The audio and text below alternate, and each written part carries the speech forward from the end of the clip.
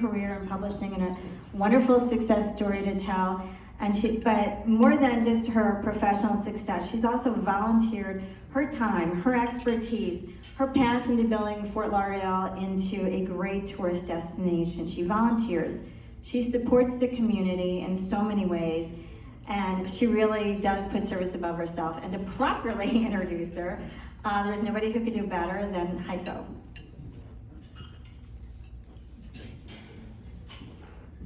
Thank you, Madam President. Well, Stephen, first of all, congratulations on your induction. I'm so glad to hear that the best thing that has happened to you ever is coming to South Florida. Second best thing that has ever happened to you is joining Rotary. And the third best thing is your engagement. Now, is it the robot Rosie you're going to be soon to be engaged? No, never mind. Sorry about that. Sorry about that.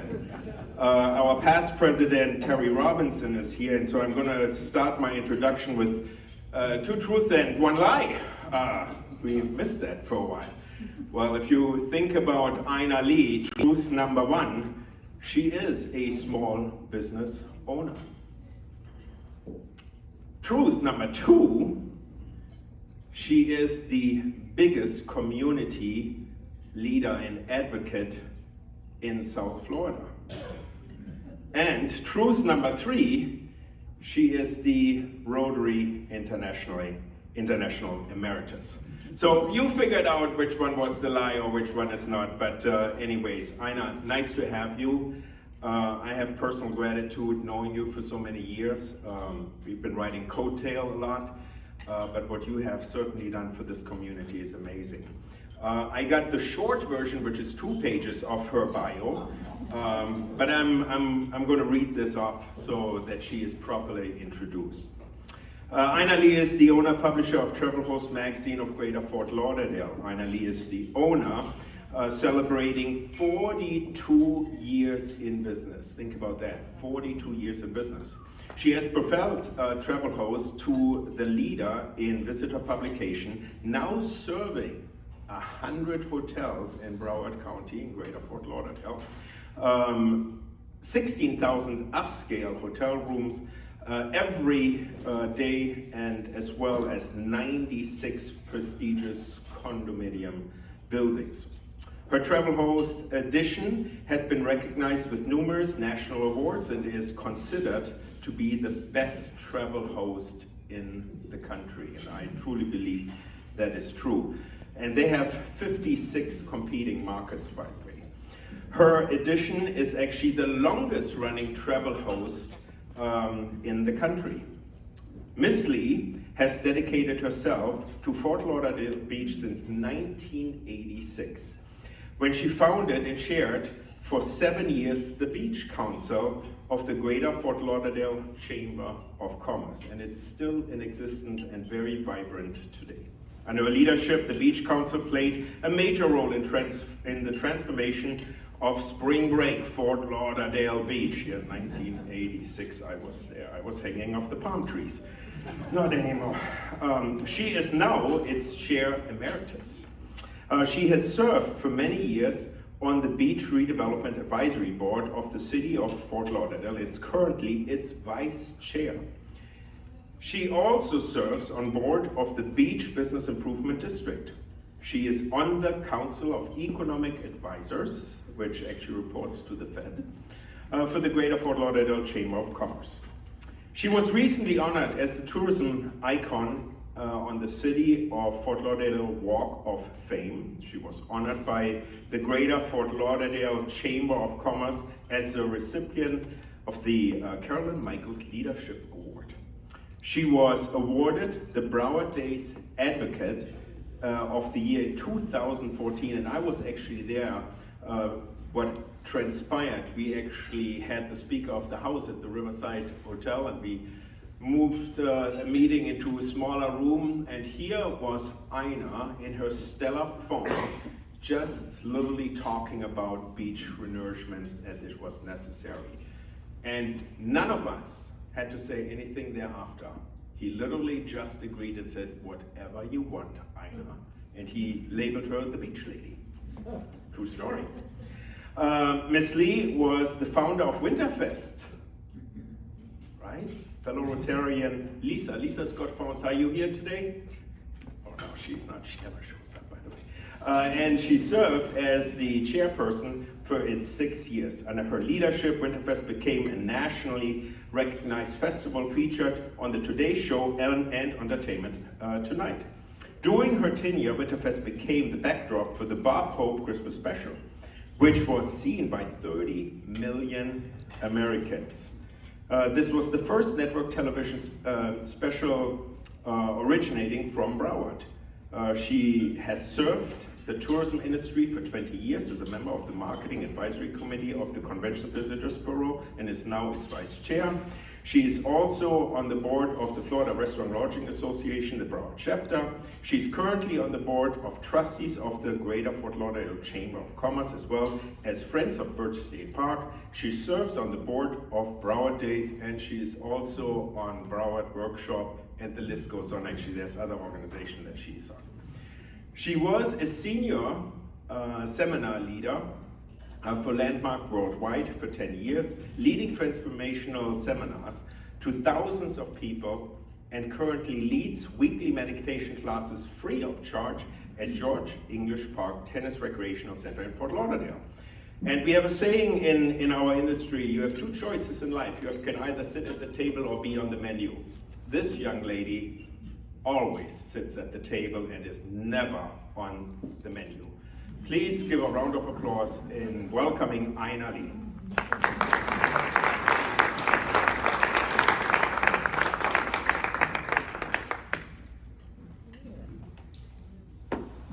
Heiko calls me his Broward wife, and I have to remind him I'm his Broward grandmother, So I'm truly honored to be with you today. And to each one of us, every one of us in this room, collectively and individually make a difference and contribute in this community. That's at the heart of Rotary, right?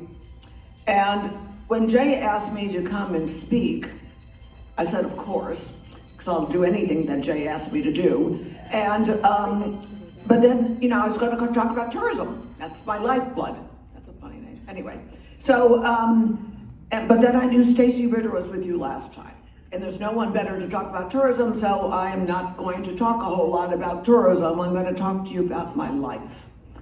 And it's a long journey because I'm 76 now, folks, so bear with me. And Heiko covered a lot of it, but I was born in Connecticut the day my father came home unexpectedly from World War II. And that ushered in an era of peace and prosperity in this country. I had a very blessed childhood. Went to school in Boston, went to New York City, and at the age of 21, I became the youngest manager editor in the country of a national magazine. And back then, magazines were in their heyday. They really weren't businesses. I worked the greatest art directors and editors and writers, and they became legend in their time. But it also took a toll on my body. It was very exciting, but I worked really hard. And I moved to California with a magazine, and I was driving to the printing plant one morning to okay its color signature. It was about 4 a.m. and I had a car accident. It wasn't major, but it was a catalyst for me because I'd always been a type A, probably still am. But I moved out to the beach, Venice Beach, and I have to remember this was the 60s, guys. I became a hippie and a flower child, and yes, I inhaled. So. And at that time, I learned how to meditate. And I ended up studying with one of the great meditation teachers on the planet for over 45 years, and lo and behold, my physical problems disappeared. And meditation has been a very, very critical part of my life ever since, helping me bring that balance in. Long story short, met my husband, did a film on the Navajo Indians, moved to Southampton, Long Island, where we taught meditation and yoga at Southampton College, had my kids. And then 77, moved down here in a Volkswagen van, a 4-year-old, a 7-year-old, a dog and 2 cats, and no husband. It sounds like a country western song. And I was on food stamps.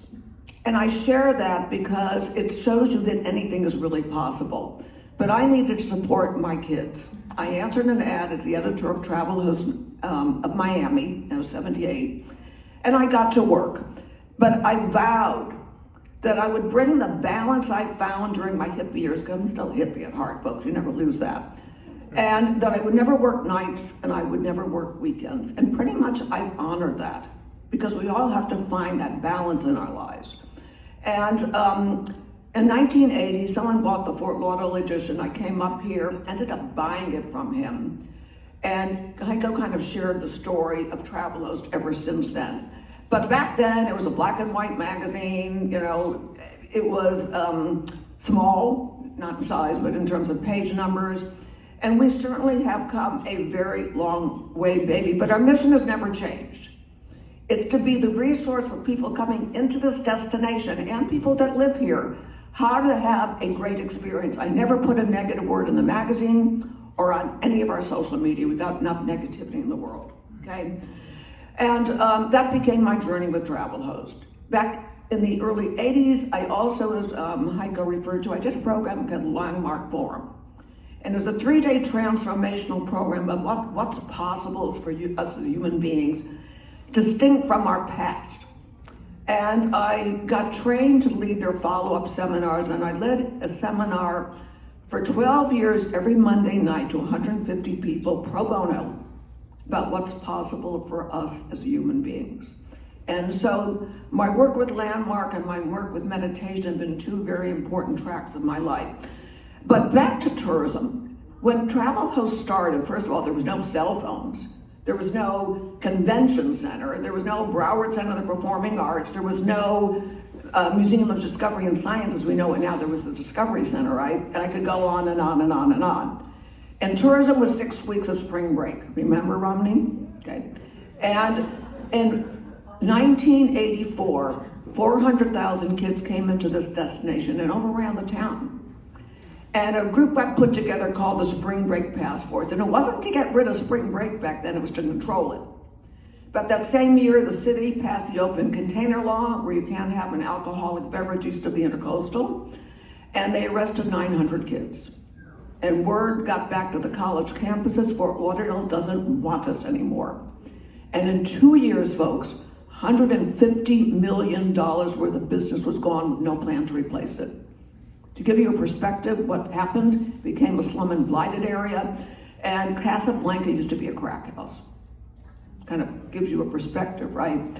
And so from then, I saw, okay, now what do we do? Because the beach was little mom and pop motels that never renovated, and the banks weren't lending money back then.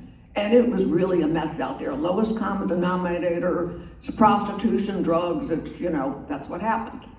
And I got to work with a few other people, but I also back then wanted to help change the image of this destination. And so the boat parade had already been going on. Kay Pearson had started it. A bunch of guys got together, strung up a lot of lights, and probably drank a lot of beer.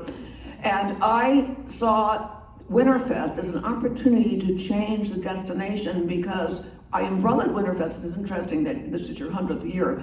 There were 100 events going on in this community during that time frame. First 2 weeks in December, which is when the hotels needed the business. And I umbrellaed all of them onto Winterfest.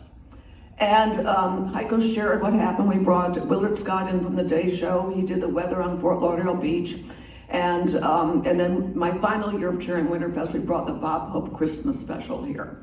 And it was the first time he ever left Burbank for his Christmas special. We had snow on Las Olas. It was a big deal. We had our first network TV special in Broward County. And Winterfest since then has become the #1 spectator event in the state of Florida, #7 in the country. It's become huge, and that's because of Lisa and the people that work on it. And I'm known as the Grammy of Winterfest. And I'm really happy to be a Grammy of Winterfest and Chair Emeritus. And back then, I said, okay, enough pro bono work, had to get back to Travel Host, but that wasn't quite what happened. I was invited or asked to get involved in what was going on Fort Lauderdale Beach. And we created a group of people called they became the Beach Council of the Chamber. And back then, we dealt with nitty-gritty issues, picking up garbage, getting a police substation on the beach. You name it, we dealt with it. And I said I would retire from the Beach Council when my kids could be safe on the beach and we could have dinner on the beach, because the only restaurant back then was McDonald's. And that took 7 years. I've been involved ever since with the beach, chair of the Beach Redevelopment Advisory Board for the city, which is now sunsetted. Tony was on that board with me. We worked a lot together over the years, as has many other people. I was not the only one, but it's in our wildest dreams. I hate these things that you can't move them. Anyway, we couldn't have imagined a W, a Conrad, a Four Seasons, a Ritz-Carlton on our beach. And give you a perspective, Ritz-Carlton used to be the candy store home of the wet t-shirt contest. That's where Heiko was, right? So, but that's how far we've come. We have come a very, very long way, baby, as Stacy shared with you. We're now a year-round destination. We welcome everyone under the sun, and we have everything to do under the sun here, and hopefully travel helps people have a great experience when they're here. Travel has also transformed during that period of time from a printed magazine. We still do that, and people love to pick it up and find out what they're going to do. But we certainly have a very robust social media and digital part of what we do here. Sabrina is our social media director. She's right there taking pictures of me. And it's really extraordinary what's happened in this destination and what's happened with travelers. Listen, we've been through hurricanes, 9/11, and now the pandemic, folks. Overnight, literally overnight, 95% of our clients and businesses closed their doors. 95% of my income and my staff's income disappeared. That was in our 40th year, 41st year. We had been rebuilding ever since, and we've done a darn good job doing it because I have an amazing staff to work with. Now, I'm no longer that kid in the Volkswagen bus. Don't drive a bus. My kids are now 46 and 49. I have two amazing grandchildren, one who's 18 and the other is 7. And I have been blessed beyond anything I could have imagined because of the people I get to work with every day, like Heiko, like Sabrina, like Jay, who I've known for years, like Tony, because the other thing I've turned to about 8 years ago was sea level rise and resiliency, which I think is our number one issue we need to deal with, okay? And so I put a lot of efforts towards that too, but then I turned it over to people like Tony who know a whole lot more than I do about that. I just kind of got the ball rolling. And every one of us in this room have made that kind of difference. So I'm going to share with you what I call the guidelines from my life. Or if you're in the younger generation, these are my life hacks. So whoever's back there doing the thing, living my life powerfully, living a life that I love. Integrity. Now, when I talk about integrity, I don't mean morality, whether you're good or bad. That's not what I mean. I'm talking about workability. So it's doing what you say you're going to do when you say you're going to do it. And if you're not going to do it when you say you're going to do it, clean it up, get in communication. It's the basis for living a great life. Number 2, and next slide. Okay.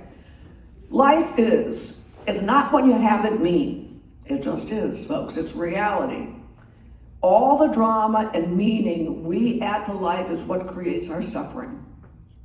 So consider that. And so how I try to live my life is what's so in reality, what's next. Because all the meaning and drama I add to it all comes from my past. And where's the past? Show it to me.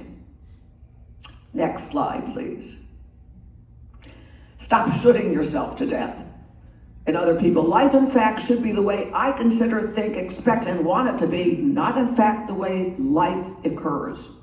And whenever it occurs the way different from the way I think it should or expect it to be, life is wrong, and I'm right, and personally offended. That comes from Landmark, folks, so anyone can relate to that. Every day, by the way, I have to work with this. It should be that way. It should be that way. They shouldn't have done that. Blah, blah, blah, blah, blah, blah, blah. Right? Next. You are not your circumstances. Listen, we all have circumstances, and here's what I promise you, they're going to change tomorrow. That's what happens with life. So the challenge is, who are you going to be in the face of your circumstances? That's where I try to come from and try to live my life inside of. Next. Performance. You all know this, you're all performers in this room. If you want results, take action, period. And create an intention. An intention, if you got a bullseye over there and you got a bow and arrow, your intention is to hit the bullseye, right? So if you want to put that in existence to make it real for yourself, but I try to create intentions in my life that drive my actions. Next. Own it. Now, we all are at the source of it all. This is not the truth, guys, it's made up, but it's a powerful place to stand. It's an empowering place to stand, so choose life the way it is and the way it's not. People are the way they are, and they're not the way they're not. That's your access to power. And stop complaining and blaming. We all do that all the time. I complain and blame. So the more I can remind myself to stop complaining and to stop blaming and just deal with it all, and I'm at the source of it all, not as the truth, but as an empowering place to stand. Next. Balance. You heard about my life journey. I could go on and on and on, but there have been periods in my life where I was really out of balance. Anyone else can relate to that? Yeah.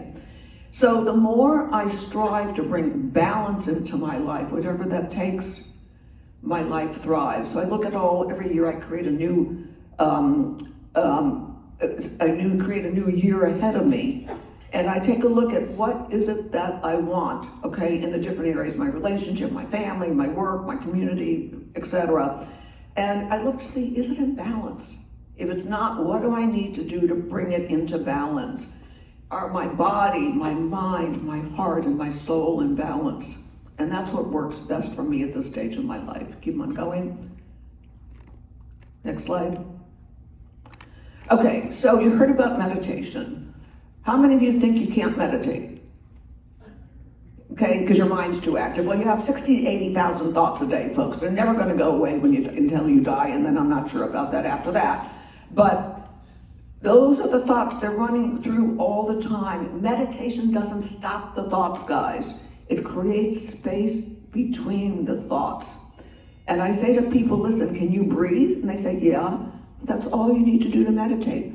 Watch your breath coming in, watch your breath going out. Breathe into the count of 4, breathe out to the count of 4. Do that for 2 minutes a day. You're meditating, right?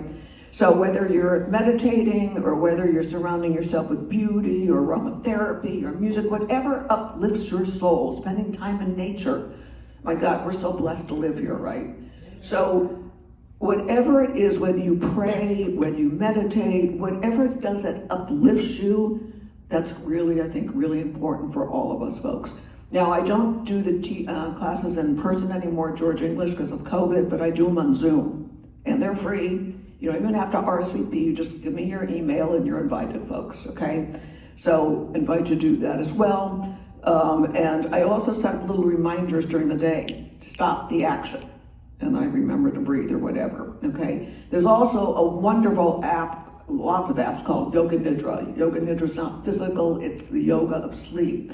It will take you very powerfully in 10 minutes into a very deep state of relaxation equal to deep sleep, folks. So I have lots of Yoga Nidra tapes, it's very simple to do. Okay, I think we're almost done with this. Next slide, please. Honor your body. You only got this one. So however you do to take care of it, when I do, eat, whatever it is that honors your body and then has you be healthy. I myself do weight training and yoga and resistance training, and I'm really strong, folks, and I'm 76, right? But whatever you do, I also pamper myself. I have no problem pampering myself, folks. I think it's really important to pamper yourself. And sleep. I haven't conquered that one at all. So, but anyway, the wellness, I think being well is so important for all of us, particularly now. Listen, my sister was going to be here today with me. She's worked with me for 35 years. A week and a half ago, she and her family were all together. 10 of them have COVID, ranging in age from 6 months to 94 years old. We're not done with this thing yet. And other than Tony, no one's wearing a mask anymore, right? So, you know, we just need to take care of our bodies however that works for us. Keep on going. Next slide, please. Forward life. What is your purpose? How you're forwarding your life. And the great meditation teacher, David G. says, what is your ripple that you're leaving out there, right? Don't gossip. You know, this is, we have a motto at Travel Host, we don't gossip. And I think gossip kills off the aliveness of other human beings. And then, you know, giving and reserving. Listen, that's what you all do at Rotary. It's all about contribution, folks. Next, please. Okay, this kind of sums it up for me. A Zen poet said, a person who is a master at the art of living makes little distinction between their work and their play, their labor and their leisure, their mind and their body, their education and their recreation, their love and their religion. They hardly know which is which and simply pursue their vision of excellence and grace, whatever they do, leaving others to decide whether they're working or playing. To them, they're always doing both. So it's just wonderful being with you. I'm here to answer any questions about anything right now. And that's it, Jay.